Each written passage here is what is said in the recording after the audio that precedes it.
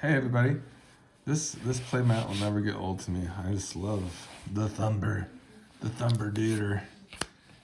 And today's video, I'm going to go over just a couple add-ons that I'm adding to some decks, and also maybe have like a quick discussion about like going up and power level. Such as with a deck, such as like a Meria deck, which is this deck is already very fast in general, but it has a very high ceiling. So, I mean, where it's at now is it plays like, I think it plays like around 36 lands. We can kind of just count how many we got going on here. 1, 2, 3, 4, 5, 6, 7, 8, 9, 10, 11, 12, 13, 14, 16, 17, 18, 19, 20, 21, 22, 23, 24, 25, 26, 27, 28, 29, 30, 31, 32, 3, 34, 35, 36, 37. Okay, so 37 lands. This was one that we added in recently. I think it's fine. We do play a lot of colorless spells from Meria. We're going to be playing a lot of dragons. I like the buyback too. You know, in case we get kind of degassed, maybe we lose a couple dragons or two. Maybe we can get them back. You know, I think that's kind of a fine one, kind of a fine choice. So yeah, I like that. So Haven of the Spirit Dragon. It is colorless land. It doesn't have any tapped, penalties. It will add, this kind of models like a Plaza of Heroes, if you've seen that, where it can just add colorless in general, but then it will play 1 mana of any color depending on a certain criteria, whether, like, for instance, Plaza of Heroes, if you have a legendary spell, it can cast that from your hand, or the color of the permanent legendary on the battlefield that's on your battlefield, then you can produce that mana of that legend's color also, while that legend is on the battlefield. This is similar to this. So this could act as any color as long as you're casting a dragon spell. And then it has this interesting ability where it can buy back, it says to return a dragon creature card or Urgan Planeswalker card from your graveyard to your hand. So we'd be returning a dragon most definitely with that second option, or the third option. So yeah, that's a nice one that we just picked up. I thought it would be cool to try out. And then important, like with the Meria, is like the the 0 drops, right? So we have some really good solid 0 drops here. Let's just see. We'll just get them all out here. And we have a new add-on, a new friend. Finally arrived in the mail. We have the Paradise Mantle. So very excited for this one from Meria. It's just a perfect slot in.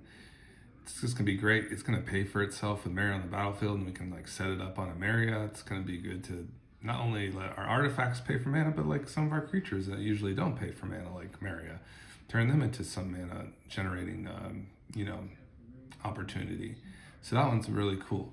So yeah, very excited for the Paradise Mantle. This deck has definitely come to like a full circle, and we have some very nice 0 drops here, and I really like, if we were to move on to like a more CDH version, I feel like we want to leave the artifact package alone. We kind of want to keep the artifacts intact. There's no doubt. I don't think we'll be cutting anything from these artifacts. They're just all very solid and kind of serve a purpose for Meria.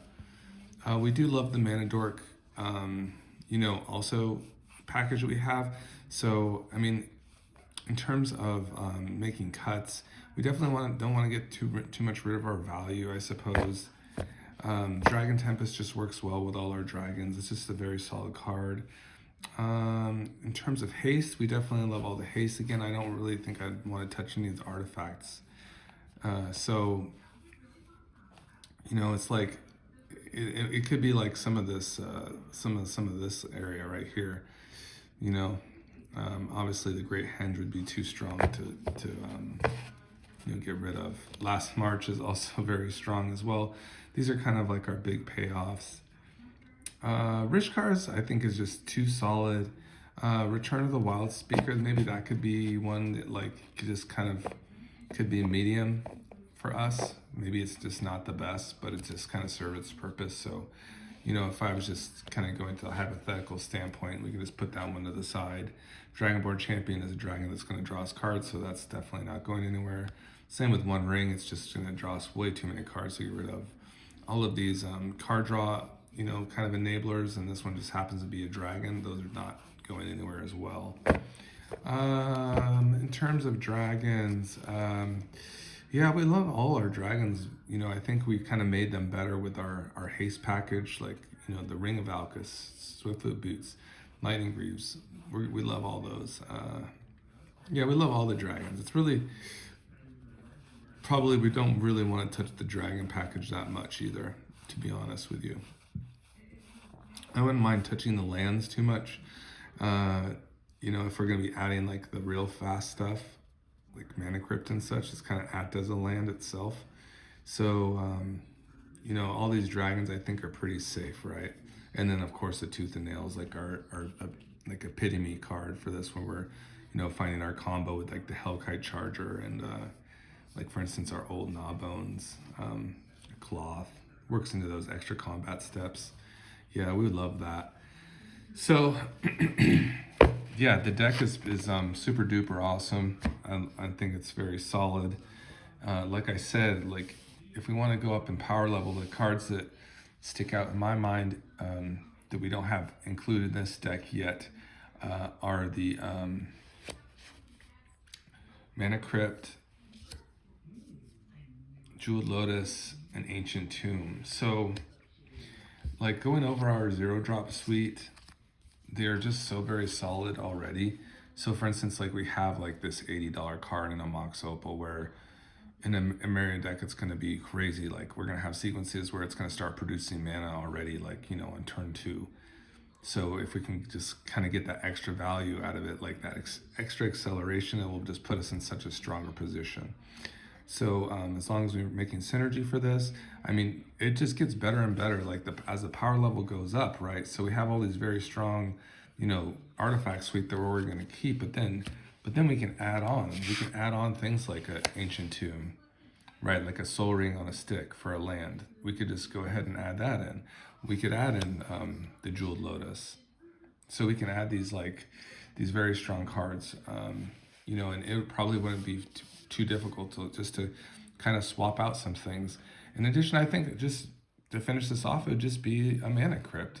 We have so much, our artifacts don't really need to accelerate us too fast, because we have a really fast, that in terms of the fast moxes, I don't feel like we need to get rid of the gas from our hand, to accelerate us to like a faster Meria. We're going to be playing an abundance of artifacts already, and holding on to that gas and accruing value when Meria comes down and just turns those things into rocks anyways. So like a Jeweled Lotus, having a turn 1 Meria is very strong. I can imagine that would be very good. So we do definitely have the possibility for that with a Jeweled Lotus, which would be very nice. And then of course we have our 0 mana artifacts that you can kind of sequence. If you had like a turn 1 Meria, you could have like you can have like a 0-drop in hand, and then that 1-drop could play like a Sensei's Divine Top, and then the Sensei's Divine Top could tap and it can play a Commander's Plate. So it's this kind of thing where you're storming off with Meria, and you can basically like spew your hand on turn 1, and then the hope is to basically utilize these artifacts to protect Meria, and then basically start tapping these down, and then utilizing them for impulse draw. So that's pretty much the general way that I go about playing Meria. And like I said, these cards are just kind of sitting out. And I think I'm thinking about probably going to proxy the Mana Crypt. It's $150, guys. And I've all of these cards are I picked these up in draft packs. Maybe I'll try to maybe pull a couple. Maybe I'll get like an Exelon box or something. When maybe one of these days just for fun, and maybe I'll get a Mana Crypt that way. But is that the best way to go about it? Or I could just maybe proxy it. And the worst case scenario, maybe that's maybe this something. But I'd say like probably sometimes this players will play up in power level at my LGS. So yeah, that could be an option where basically I just keep these kind of like stashed, you know, also with my Brago deck that would benefit from them as well. Just kind of keep these kind of to the side, and you know, if anyone like wants to kind of move up a little bit, my decks are pretty good already. And then I can just add like the Jeweled Lotus, the Ancient Tomb, and the you know, Mana Crypt if they want to play up a little bit on the higher power, higher, faster level. So overall, pretty good game plan for our Meria deck here, and pretty psyched with it overall. So that's just the dragon version. I mean, I think it's like, it could be very strong. I'm still working on creating the one that has the artifact reanimation. So I'm still kind of working in on that right now, but that's where it's at. So that's the Meria deck. The other deck I kind of just wanted to kind of look over to was the Greasefang. So that was very nice. So we got the Paradise Mantle. I actually got 2 of those so that they can go to each Meria deck. What a sweet find, what a good one that was. So glad I found that. It's like always just finding new things to like try out with your you know, your deck. So I have this additional Paradise Mantle that will go in Meria number 2. So just sweet stuff, man. Very cool things going on. And the Greasefang deck, of course. So let's get that one out. I think I brought out the wrong deck box, so just give me a second here.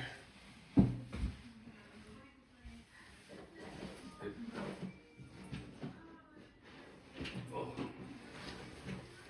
Cool. All right, so here is the Greasefang one, and I enjoyed seeing this kind of get piloted. I made a video about, you know, a French tourist that was going and piloting this, and I noticed this in my binder, and I was kind of dissuaded about the crew too, but I do think we're playing enough creatures now in this deck.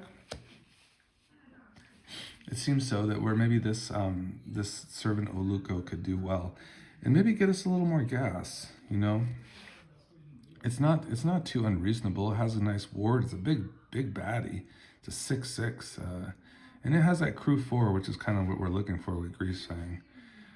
We do want it to be, you know, we want this to be crewed by 2 creatures, and I think we do have enough where we can get to that criteria where just crew them both, deal some combat damage, draw some cards. Yeah, that sounds pretty nice. Has trample too, so it's kind of like for me, it's checking a lot of boxes off for.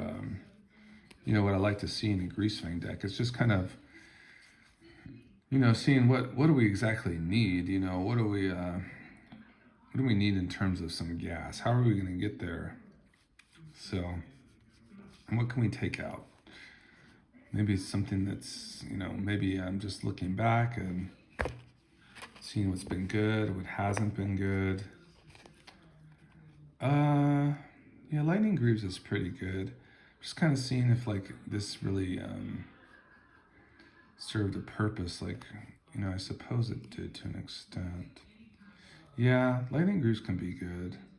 Definitely good, like to put on the Yawgmoth, no doubt. I'd say that probably finding cuts would be very difficult. I do like Rite of Oblivion, like as kind of a sack outlet, but I think we have a lot of sack outlets, but that's some nice removal, and I like that card. I think that would be a mistake to cut. I think most of the cards in here would be like kind of a mistake to cut, to be honest. But I really do want to get the Servant of Luco, Servant of Luco in the deck.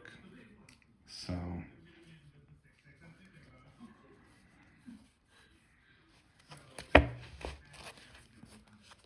Maybe you can just look on here with me as I kind of check this out. The Reckoner Raid played really well. Toxic Deluge is always a threat. Thundersteel Colossus, you know, it's like they gotta be the most vanilla artifact I play. and it's a very high casting cost too. I don't really have too much synergy outside of that. Like I feel like though cutting vehicles is not the choice. To be honest, I'd like to. There's a vehicle out of Doctor Who, and I believe that like when it like attacks or deals combat damage, like each opponent has to sacrifice a creature. That one is very intriguing to me. I really want to get that one. And if that was the case, I would want to like swap that out and add another vehicle over something else. So I really don't want to cut vehicles. Vehicles are kind of what makes this deck. This is the whole purpose of the deck is to play the vehicles. So yeah, I don't know if that's kind of what we're at. Skull Camp, I think it's kind of cute. Yeah, it's good for like a sacrifice deck. Yeah, I think it's pretty solid mostly. I don't hate it. Yeah, we're definitely going to be sacrificing things. Brilliant Resto. I think this card is just like kind of epic when we're going to be building like huge yards. It is expensive. No, but maybe that's the point of the Mighty Servant of Luco, to get us those cards that we need so we can keep getting our land drops. I think it's the real deal, man. I believe. Luris. What does Luris do for us? It gives us some value out of the yard. Yeah. We are a Graveyard Matters deck, that's for sure. Luris is always an interesting one, huh? In the 99 too. But I think it's a pretty good find. I think it's good for us. Building our yard, bringing things back. Yeah, it's just kind of good value for our Orzhov colors. Oswald Fiddlebender. Also a good sack outlet for us. We like that one. I haven't gotten to play it too much, I just haven't really drawn it. This card just ends the games with Greasefang. And Thunderhop Gunship, another solid one. So just look at that. That's just a pretty decent opener in general. 2, 3, 4. That's mostly land, really. Anything with a Soul Ring is good. Definitely want to add vehicles. Definitely would love to add a Servant of Luco. I think I'll just like preemptively just swap these out, the Servant of Luco with a Thundersteel Colossus.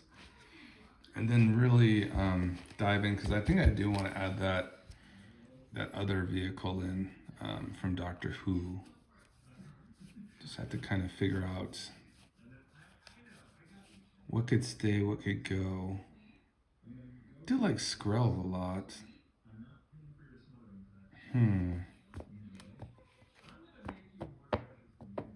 Skrelv could be decent. Skrelv can protect our things. It's good to have 1-drops too. Some solid 1-drops. What do we think about the Celestis? I don't know if we need to ramp like over 3. This is just kind of some cute like graveyard things, but I don't know. I think it's just a solid card in general. Like, it's kind of tough, man. The Celestis though, for Lightning Greaves. I'd rather have,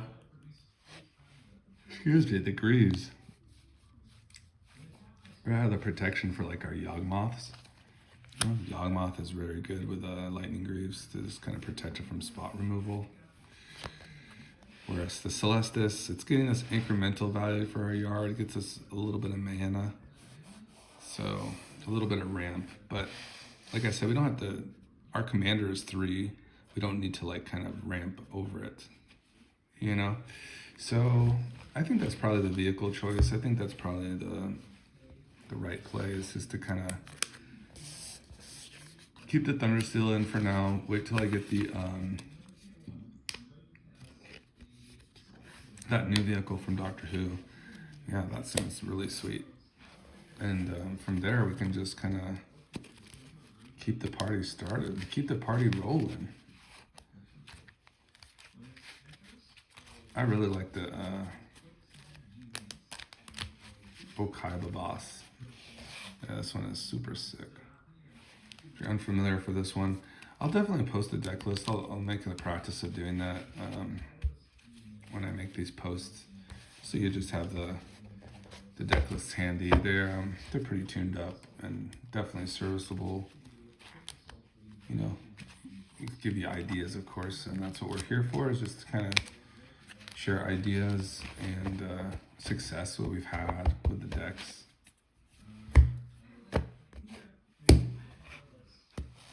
Yeah, and I think kind of the cards kind of return to like the ones that are good for your deck. They kind of, you know, over time, like you might make some changes here and there, but usually the some of the same cards kind of, you know, keep showing up consecutively.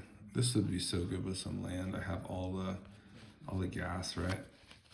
The Hot Shot Mechanic and the Stitcher Supplier. Those are so good. I did reduce lands in here, not very significantly, but it was running, I think, too many. I think it was at like 40 lands or 42. It was at a pretty high level of lands. I think we're at like 39 or 40 now. So just kind of standard, nothing too crazy. We don't have a very high casting cost in Commander, so really we're just kind of looking. I mean, you even seen like when I was just peeling through this deck, there was an opener with 6 lands in a Soul Ring. So it's just, there's RNG with this game can kind of be like kind of devastating, and kind of, you know, you kind of just gotta have a secret sample size open and just, you know, go with the flow, you know. All right, so you get some land would be good. Okay, good. So hopefully someone will be playing black in this. I think we can kind of keep this.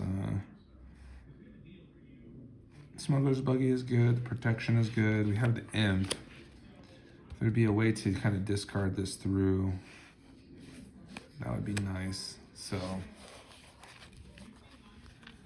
this card was like the most surprising one. Once this thing gets in the graveyard, you're just going to be like, you know, getting an unlimited like graveyard value. It's really nice. So maybe this could be a keep. I mean, we kind of have a 1-2, the Hot Shot. Oswald Philibender is kind of a nice one. I think it might be a mole if no one would be playing black though. You know, because you need black. But we could survive a couple turns. Okay, so we drew into a high market here. So that's just adds colorless.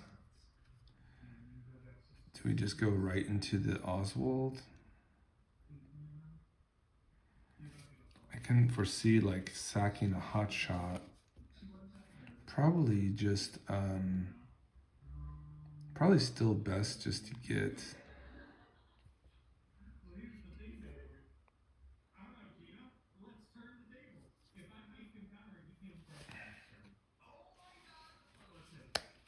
probably Oswald down, I suppose, over the Greaves. Probably would be the play. We swing for 2 against something here. Okay, we drew in a swamp. Now the question is there anything in the deck that, see, this is when Oswald kind of gets interesting. Is there anything in the deck that would, you know, give us some pretty extreme value here for the Hot Shot? And that's what's kind of fun about this. It's like, you know, what could we, if we went that route, I mean, we'd probably just play in our Commander, but there's some nice lines. I mean, I can see some possibilities here with Oswald. I really like that card, actually. Seems like it's, the only downfall here is that it costs some mana to activate. That's kind of brutal. So let's see if there's any good, like, 2 mana cards here. Ah, Smuggler's Copter, that one's kind of nice. That could help us get something in the yard.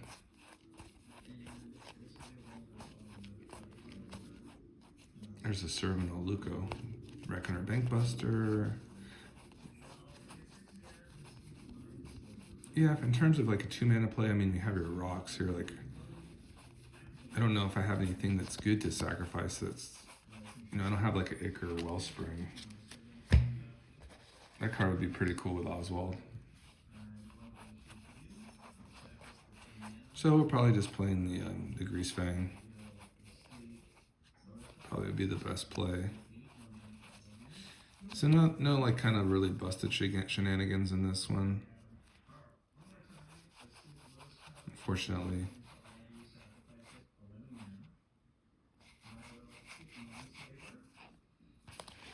Yeah.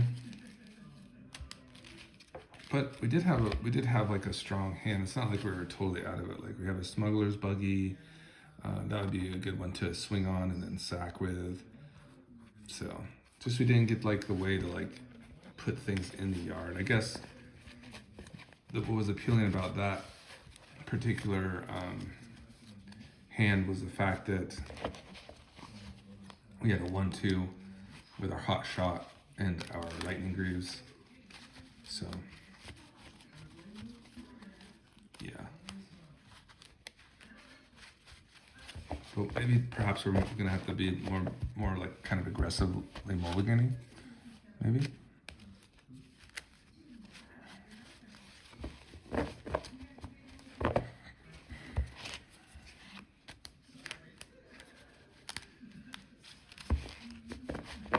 I hope you're all having a great weekend. It's been really, what would you say, dreary in Las Vegas. It's, you know, kind of a hazy day here.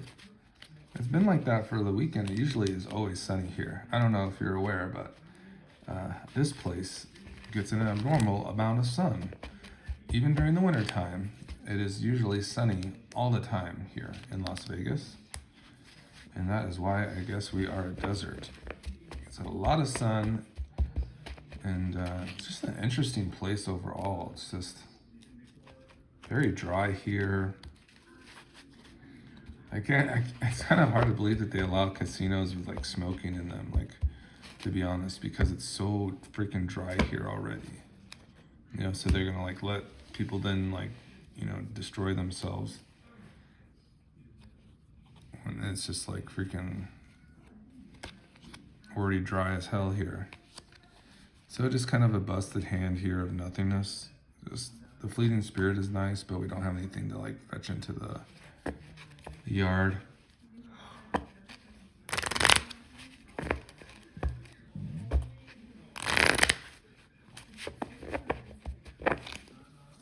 I do like Ratadrabic though, because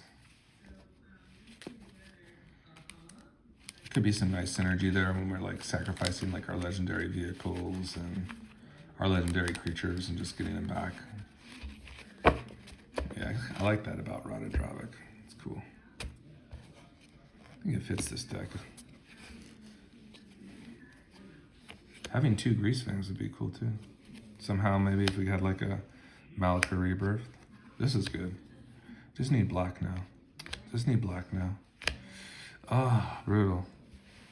So, here we go. Let's just see this one. So basically, you can go Hotshot into Mesmeric Orb. That'd be nuts. Usually that's going to be like, you know, get us all that we need. We just need to draw black. Be at plays even if we don't draw black. It's just like, how lucky are we going to get? How lucky can we be? And Weatherlight's pretty good. I don't think we're going to be too bad off. How bad can that be, really? Let's see. So there's our swamp. Yeah, of course we would draw a swamp. This would be a fun hand to kind of give you a good view of. All right, so pretty easy just to stack this up here. Draw for turn. Then we have our hot shot that we lead with. Sweet. And then we draw again for our second turn. We have our swamps and our colors are all set up. And then play our orb. It's kind of nice. And then let's see what's all tapped here. We could swing with a hot shot. That'd be nice. So we have 3 things tapped here. That'd be a good one. Then it would be our turn. So then we would go ahead and mill 3. We looking for a vehicle. No vehicles this time. Couple sack outlets, unfortunately, but no vehicle yet. So what we want to do is just continue our quest. And then we go ahead and just go like this. And no Greasefang trigger this time. Surely, though, we'll be able to get you know, something in next time. So hopefully we'll be able to swing a hot shot again. That would be you know, four permanents that we can untap. Go ahead and draw. Mesmeric Orb. Triggers 1, 2. There's a Nautiloid ship. So yeah, that's our money card right there. And then we're just gonna get into it. We're just gonna see what else is going on. Do I have anything else? I could probably, looks like I have a sack outlet here now, which is nice. And I have the lightning greaves as well. So how much mana do we have? I think we're up to 3. So that'll be a nice interaction when we get the, you start getting the Oswald on board. That's going to be nice with Greasefang. Won't be able to sack it this time around, unfortunately, but the Nautiloid ship would pop back to our hand after it did its business. These two would be on the battlefield. Hopefully we get some value out of this Nautiloid ship. This would then pop back to our hand. These would all be tapped. And then the crewing involved with the Nautiloid ship, we can crew all our things, literally all our things, except the Oswald. I mean, we could sequence it, so we did the Oswald, then we equipped the Greaves. Yeah, we could do something like that. And then you'd have 7 permanents to kind of go into. So there's a Thundersteel Colossus. This would be all the mills we get. A Parhelion. Oh, fantastic. This Oswald, it makes me kind of want to put the Portal of Phyrexia back in, because I could do something really dirty here where I just resurrect that Parthelion, do its thing, then use Oswald's ability and bring out a 9 cost, which would be like a Portal to Phyrexia. I don't think there's any other 9 cost artifacts in this deck. Probably the play I would have done, I probably would have kept the Parhelion in the yard, brought out the Thundersteel Colossus, sacked it for the, no, that wouldn't work. I was going to say Reaver Titan. I think the Parhelions are only 8-drop.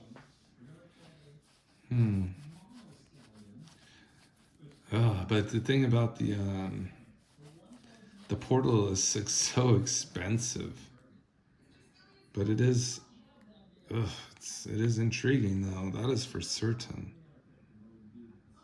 Let me take a look at my hands. Kind of decent amount of gas too. Well, that's something to consider. I still want to see how the Servant of Luco does. You know, maybe the Ratadrabic, maybe that's the one that needs to go, like for a portal. You know, I don't know if this card is doing too much for us. It looked kind of fun. And I might have had my reasonings for it at one time, you know, but I suppose like an extra Parhelion or to, like, you know, save us through some board wipes. But yeah, I will definitely look into that. And maybe get that Portal to Phyrexia back in there. Really, really get this deck all the juice. So, sweet, huh? Yeah, the decks are coming together. Kind of just making a little couple changes here and there. Nothing too crazy. But hope you have a wonderful, magical day. Have a great one. Bye-bye.